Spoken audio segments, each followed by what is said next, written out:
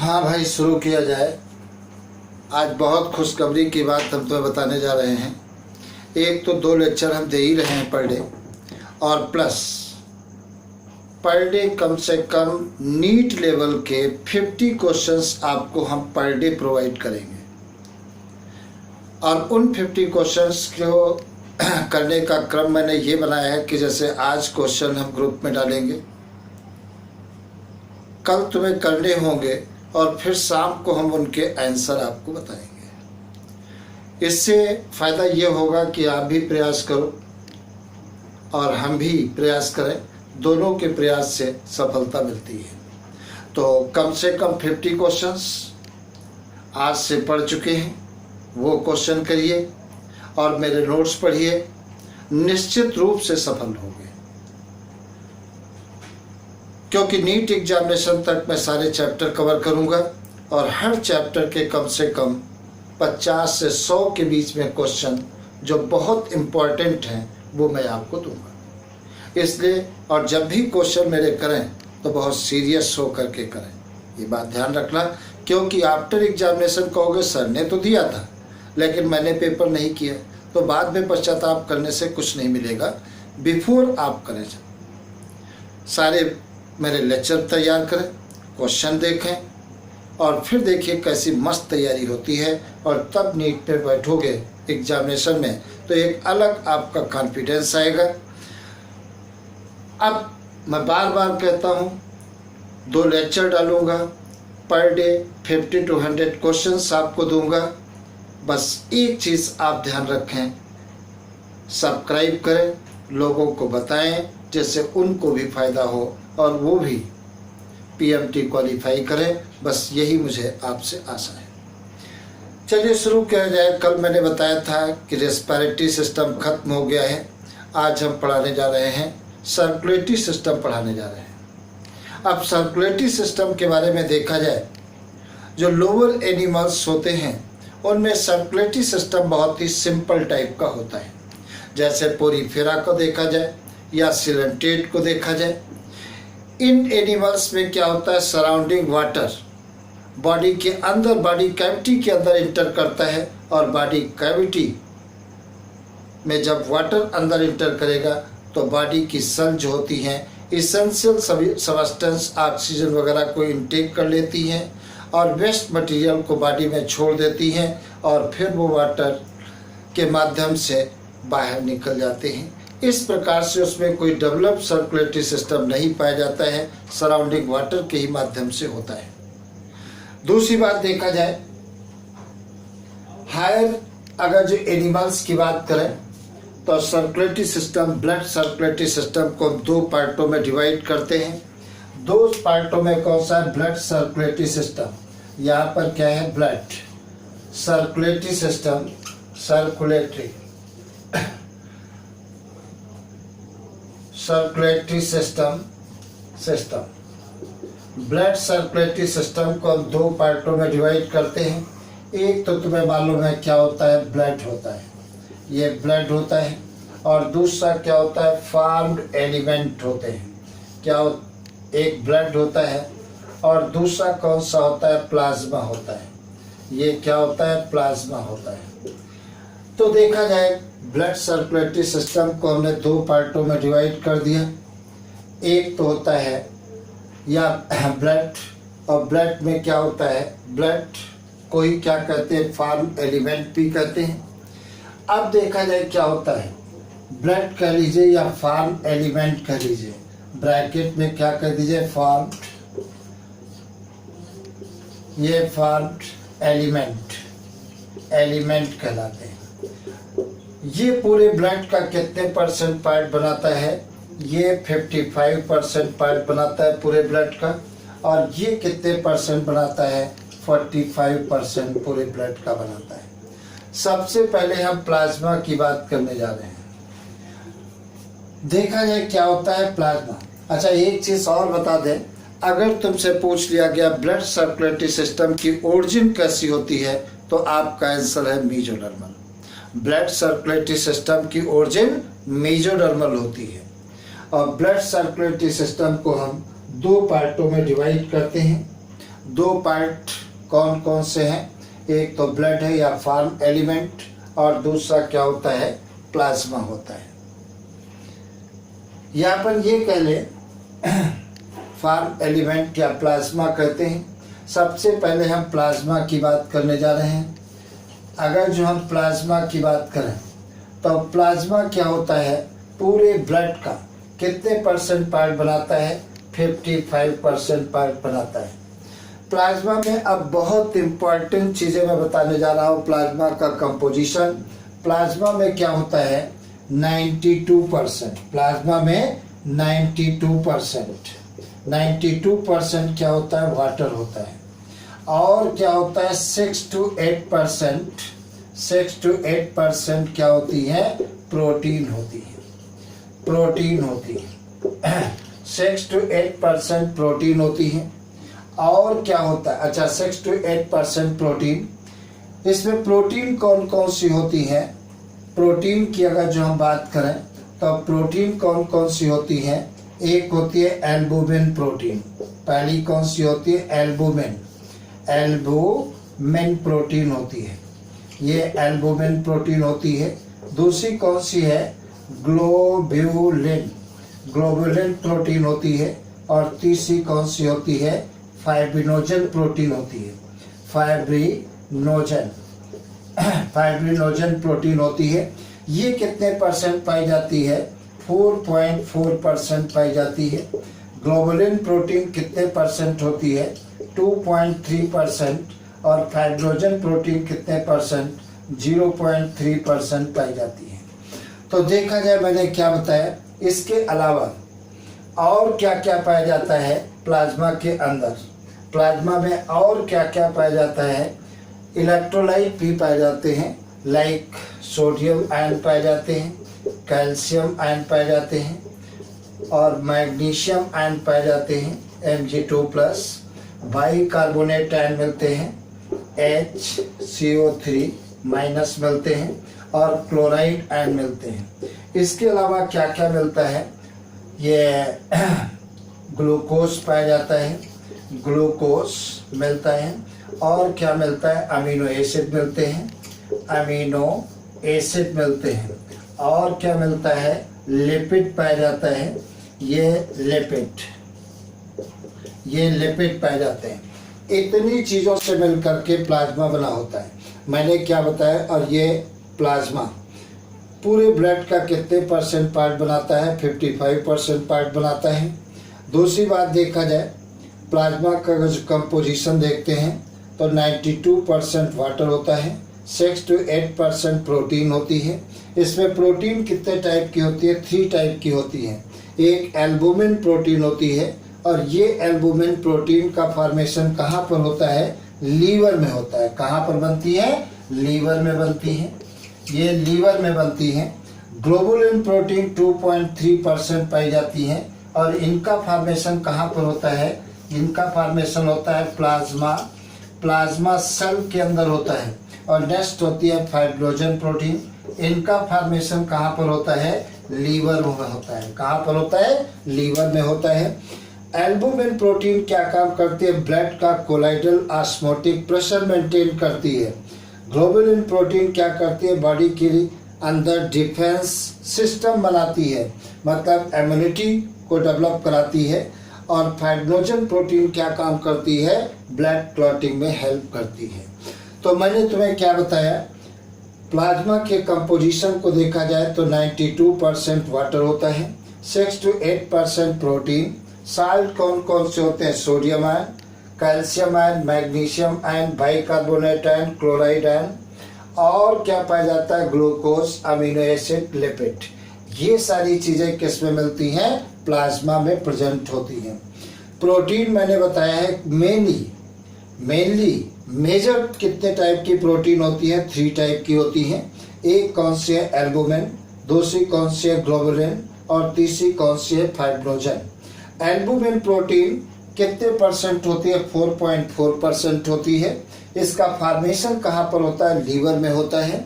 और ये किसके लिए जिम्मेदार होती है, blood colloidal osmotic pressure maintain बनाए रखती है।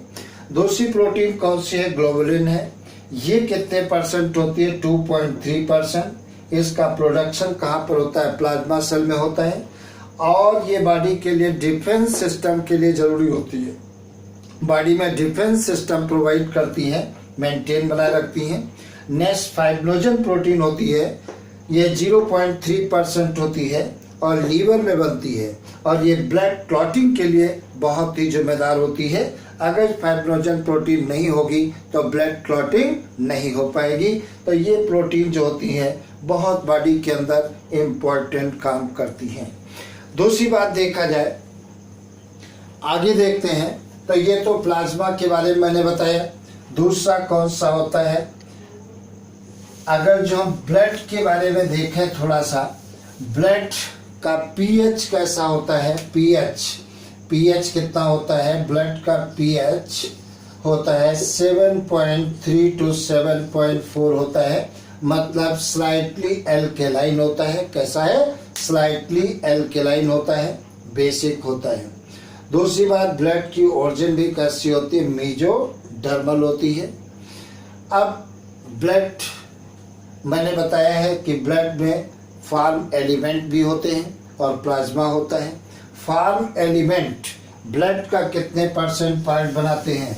मैंने बताया फार्म एलिमेंट ब्लड का कितने परसेंट पार्ट बनाते हैं, तो तुमको मैंने बताया फार्म एलिमेंट ब्लड का, ये क्या है? ये फार्म्ड एलिमेंट ये पूरे ब्लड का कितने परसेंट पार्ट बनाते हैं? 45% पार्ट बनाते हैं। कितने परसेंट? 45% पार्ट बनाते हैं। फार्म एलिमेंट के अंतर्गत कौन कौन से आते हैं? एक तो आती है आरबीसी आती है। ये कौन से? आरबीसी, रेड ब्लड कॉर्पस्कल्स, या इन्हीं को क्या कहते हैं? एरिथ्रोसाइट कहते हैं। और दूसरी कौन सी होती है? डब्ल्यूबीसी होती है। इन्हें व्हाइट ब्लड कॉर्पस्कल्स कहते हैं, या इन्हीं का दूसरा नाम है ल्यूकोसाइट कहते हैं। क्या कहेंगे? ल्यूकोसाइट कहते हैं। और तीसरी सेल्स कौन सी होती हैं? तीसरी है प्लेटलेट्स। कौन सी है? ये प्लेटलेट सेल्स होती हैं। तो फार्म एलिमेंट के अंतर्गत 3 प्रकार के ये सेल्स आती हैं। तीनों को मिलाकर क्या कहते हैं? फार्म एलिमेंट कहते हैं, जो पूरे ब्लड का कितने परसेंट पार्ट बनाती है? 45% पार्ट बनाती है। तो ब्लड की ओरिजिन कैसी होती है? मेसोडर्मल होती है। और ब्लड का पीएच कितना होता है? 7.3 to 7.4 होता है। अगली बात, बहुत इंपॉर्टेंट बात, ब्लड क्या है? स्पेशलाइज कनेक्टिव टिश्यू होता है। कैसा है? स्पेशलाइज फ्लूइड कनेक्टिव टिश्यू को हो तो ज़्यादा अच्छा है, बहने वाला टिश्यू होता है। तो ब्लड क्या है? स्पेशलाइज फ्लूइड कनेक्टिव टिश्यू होता है। और कई बार ये पीएफटी में क्वेश्चन पूछा गया है कि ब्लड किस प्रकार का टिश्यू है, तो आपका है स्पेशलाइज फ्लूइड कनेक्टिव टिश्यू होता है। और इसकी ओरिजिन कैसी होती है? मेसोडर्मल होती है। आगे देखा जाए, सबसे पहले अब हम बात करने जा रहे हैं आरबीसी के बारे में बात करने जा रहे हैं। सबसे पहले हम आरबीसी के बारे में बात करने जा रहे हैं। आरबीसी के बारे में अगर जो अपन बात करें तो आरबीसी देखा जाए। अब आरबीसी के बारे में हम बात करने जा रहे हैं। आरबीसी को क्या कहते हैं? एरिथ्रोसाइट कहते हैं। क्या कहते हैं? एरिथ्रोसाइट कहते हैं। अगर तुमसे पूछ लिया गया, बताइए स्मॉलेस्ट आरबीसी किसमें पाई जाती है, तो स्मॉलेस्ट आरबीसी मैमल्स में एक मैमल्स है मस्क डियर के अंदर आरबीसी सबसे छोटी होती है। अगर तुमसे पूछ लिया गया, बताइए लार्जेस्ट आरबीसी किसकी होती है, तो किसकी होती है? एम्फीबियंस की होती है। किसकी होती है? एम्फीबियंस की होती है। तो याद रखना, स्मॉलेस्ट आरबीसी किसकी होती है? मस्क डियर की होती है। और लार्जेस्ट आरबीसी किसकी होती है? एम्फीबियंस की होती है। दूसरी बात देखा जाए, आरबीसी हम ह्यूमन की अगर जो बात करें तो ह्यूमन की आरबीसी या मैमल्स की कर लेते हैं, तो मैमल्स की आरबीसी में न्यूक्लियस नहीं पाया जाता है, मतलब ई न्यूक्लिएटेड होते हैं केवल फैमिली कैमलियाइडी मैमल्स को छोड़कर। फैमिली कैमलियाइडी में कौन आता है? कैमल आता है और लामा आता है। इन दो मैमल्स की आरबीसी न्यूक्लिएटेड होती हैं। प्रश्न आता है बाकी मैमल्स की आरबीसी में क्यों न्यूक्लियस नहीं पाया जाता है? न्यूक्लियस न मिलने से आरबीसी का सरफेस एरिया क्या होता है? बढ़ जाता है। जब सरफेस एरिया बढ़ जाएगा तो उसमें अधिक से अधिक आरबीसी, अधिक से अधिक हीमोग्लोबिन एम्बेडेड होंगे। तो सरफेस एरिया जितना ज़्यादा होगी, हीमोग्लोबिन उसमें ज़्यादा होंगे, ऑक्सीजन को उतना ज़्यादा बाइंड करेंगे और हमारी आरबीसी हीमोग्लोबिन के रूप में ऑक्सीजन को ट्रांसपोर्ट करेंगे। इसलिए मैमल्स की आरबीसी के अंदर न्यूक्लियस नहीं पाया जाता है। दूसरी बात देखा जाए आरबीसी का प्रोडक्शन कहाँ पर होता है? आरबीसी का प्रोडक्शन रेड बोन मैरो के पेरिफेरल रीजन में होता है। ये बात तुम्हें याद रखना है। रेड बोन मैरो क्या होता है? लॉन्ग बोन है। जैसे ये कौन सी बोन है? ह्यूमरस से। अंदर क्या होगा? हालो पोर्शन होगा। उस हालो पोर्शन में मैरो भरा होता है और मैरो के बाहर की तरफ ब्लड वेसल्स ज़्यादा पाई जाती है, इसलिए बाहरी पोर्शन रेड कलर का दिखाई देता है, जिसे रेड बोन मैरो कहते हैं। तो कभी भी तुमसे क्वेश्चन पूछ लिया जाए आरबीसी का प्रोडक्शन कहाँ पर होता है, तो रेड बोन मैरो के पेरिफेरल रीजन में होता है। कहाँ पर होता है? रेड बोन मैरो के पेरिफेरल रीजन में होता है। अगर तुमसे पूछ लिया गया बताइए आरबीसी का लाइफ स्पेन कितना होता है, तो मैमल्स में आरबीसी का लाइफ स्पेन 120 डेज का होता है, इंक्लूडिंग ह्यूमन। कितना होता है? 120 दिन का होता है। दूसरी बात देखा जाए आरबीसी ओल्ड हो गई या डेड हो गई। ओल्ड या डेड आरबीसी को नष्ट कहाँ पर किया जाता है? स्प्लीन में किया जाता है। इसीलिए स्प्लीन को क्या कहते हैं? ग्रेयार्ड ऑफ आरबीसी कहा जाता है।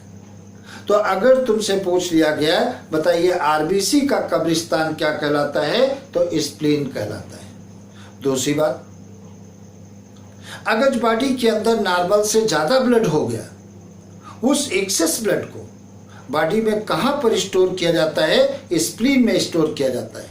इसीलिए स्प्लीन को क्या कहते हैं? ब्लड बैंक भी कहते हैं। क्या कहते हैं? ब्लड बैंक भी कहते हैं। तो तुम्हें याद रखना है ओल्ड या डेड आरबीसी को कहां पर डिस्ट्रॉय किया जाता है? स्प्लीन के अंदर किया जाता है।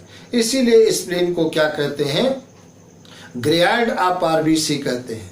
आरबीसी का कब्रिस्तान कहा जाता है। और अगर तुमसे पूछा जाए बॉडी का ब्लड बैंक कौन कहलाता है, तो स्प्लीन ही कहलाता है। क्यों? क्योंकि अगर बॉडी के अंदर ब्लड की क्वांटिटी बढ़ गई है तो एक्सेस ब्लड को कहां पर स्टोर किया जाता है? स्प्लीन के अंदर किया जाता है। इसीलिए स्प्लीन को क्या कहते हैं? ब्लड बैंक कहते हैं। क्या कहते हैं? ब्लड बैंक कहते हैं। आगे देखा जाए तो स्मॉलेस्ट आरबीसी कहाँ किसकी होती है? मस्ट डियर की होती है। और लार्जेस्ट आरबीसी किसकी होती है? एम्फीबियंस की होती है।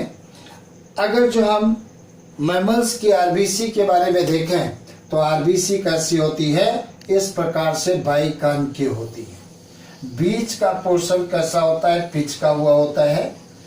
क्यों पिचका हुआ होता है? क्योंकि इसके अंदर न्यूक्लियस नहीं पाया जाता है। और आरबीसी चारों तरफ से जिस मेम्ब्रेन के द्वारा बाउंडेड होती हैं उसे क्या कहते हैं?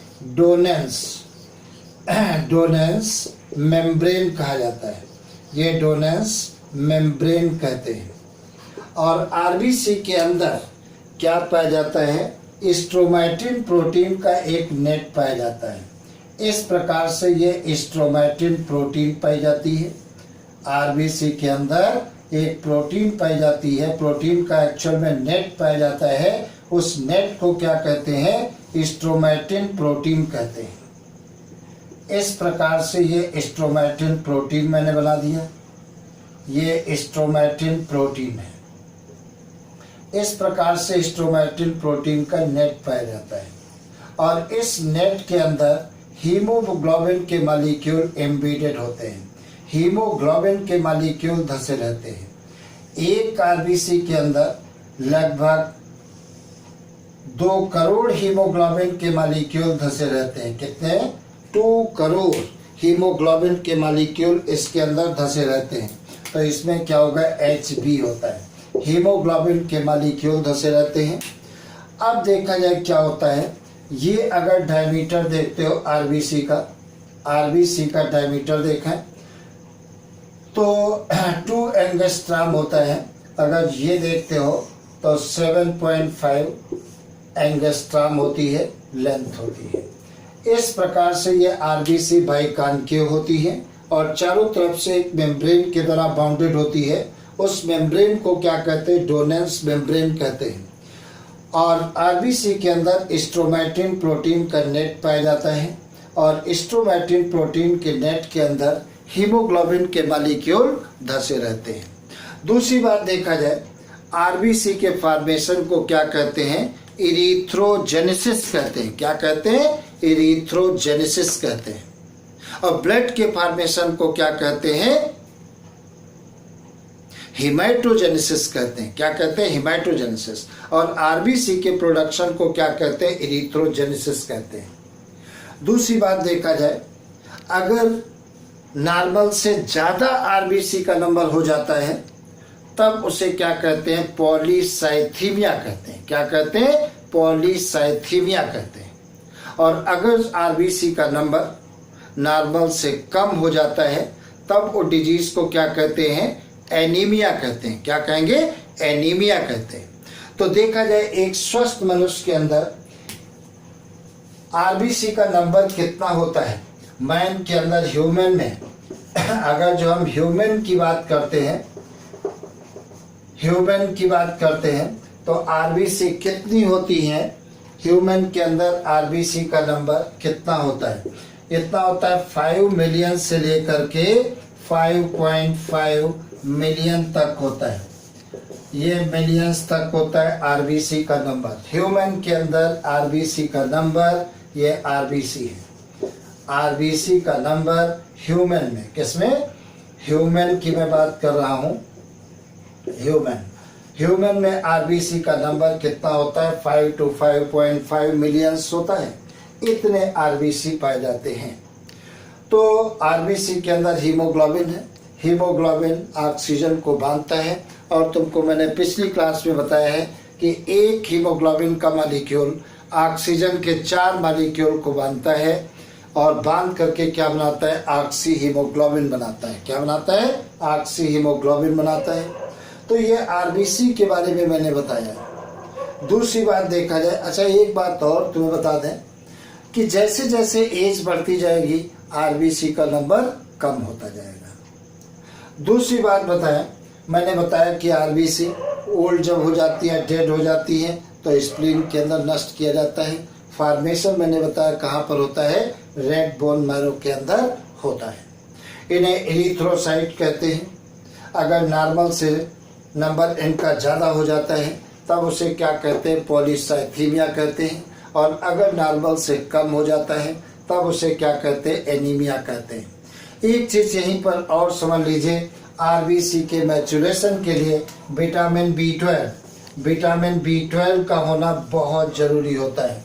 इसीलिए विटामिन बी12 को क्या कहते हैं, मैच्योरिंग फैक्टर ऑफ आरबीसी। अगर विटामिन बी12 की कमी हो जाती है तो आरबीसी मैच्योर नहीं हो पाएंगी, इमेच्योर रह जाती हैं। इसका मतलब आरबीसी जब मैच्योर नहीं हो पाएंगी तो आरबीसी एम्ब्रायनिक स्टेज में ही रहती हैं और आरबीसी के अंदर हीमोग्लोबिन की क्वांटिटी कम हो जाती है। इसका मतलब ऑक्सीजन को बाइंड और ट्रांसपोर्ट करने की कैपेबिलिटी कम हो जाएगी। तब वो डिजीज को क्या कहते हैं, पर्नीशियस एनीमिया कहते हैं। तो ये बात तुम्हें याद रखना है, बॉडी में विटामिन बी12 की डिफिशियंसी से क्या होता है, पर्नीशियस एनीमिया होता है। और पर्नीशियस एनीमिया में क्या होता है, आरबीसी मैच्योर नहीं हो पाती हैं, एम्ब्रायनिक स्टेज में ही रहती हैं। आरबीसी के अंदर हीमोग्लोबिन की क्वांटिटी कम हो जाती है। तब उस डिजीज को क्या कहते हैं, पर्नीशियस एनीमिया। सब कुछ भूल जाना। अगर 4 नंबर तुम्हें लेना है इस चैप्टर के अंदर अभी तक पढ़ाए हुए में, तो तुम्हें याद रखना है विटामिन बी12 की कमी से पर्नीशियस एनीमिया होता है और विटामिन B12 क्या कहलाती है? आरबीसी क्या? मैच्योरिंग फैक्टर कहलाती है। अगर ये नहीं होगा तो आरबीसी मैच्योर नहीं हो पाएगा। और विटामिन B12 के एब्जॉर्प्शन के लिए इंट्रिंसिक फैक्टर होना जरूरी है। और इंट्रिंसिक फैक्टर का सिक्रीशन कहाँ से होता है? स्टोमक में। मैंने एक सेल बताई है जिन्हें ऑक्जेंटिक सेल कहते हैं, उनसे इंट्रिंसिक फैक्टर सिक्रीट होता है। और इंट्रिंसिक फैक्टर एसेंशियल होता है विटामिन B12 के एब्जॉर्प्शन के लिए। तो अगर विटामिन B12 नहीं होगा, इस इंट्रिंसिक फैक्टर नहीं होगा, तो विटामिन B12 का एब्जॉर्प्शन नहीं होगा। और अगर विटामिन B12 एब्जॉर्ब नहीं होगी, इसका मतलब आरबीसी का प्रोडक्शन नहीं होगा। क्वेश्चन 2018 में नीट में पूछा गया था, घुमा करके पूछा गया था कि आरबीसी के प्रोडक्शन के लिए क्या इसेंशियल है? तो इंट्रिंसिक फैक्टर इसेंशियल है। थोड़ा घुमा करके पूछा गया था, क्योंकि इंट्रिंसिक फैक्टर नहीं होगा तो आरबीसी का एब्जॉर्प्शन नहीं हो, विटामिन B12 का एब्जॉर्प्शन नहीं होगा। और अगर विटामिन B12 एब्जॉर्ब नहीं होगा तो आरबीसी मैच्योर नहीं हो पाएंगी, और नहीं आरबीसी का प्रोडक्शन होगा बोन मैरो के अंदर। तो इंट्रिंसिक फैक्टर इनडायरेक्टली अफेक्ट करती है प्रोडक्शन ऑफ आरबीसी। इसके बाद पढ़ाएंगे कल।